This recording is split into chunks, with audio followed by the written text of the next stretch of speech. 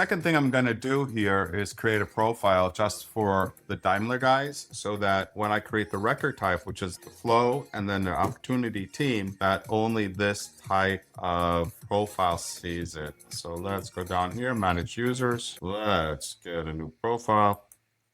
Regional manager, Ultrametric sales. Let's just click on this one. And the name is going to be Ultrametric Daimler sales. Okay. Let's set up some roles. Gonna collapse all.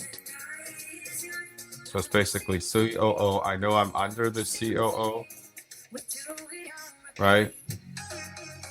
So we need to extend this so Raj can have visibility. So I'm gonna add a role. CTO. See, that's a good question. They need to figure this out. Actually, no, CTO reports to the COO. Yeah. So everything rolls up, right? Now everything will roll up. It's pretty flat, but they won't be able to see. ITVP won't be able to see CTO leads. Won't be able to do others. Got it? And that's how we fix that. And that's about roles and profiles. All right, now let's go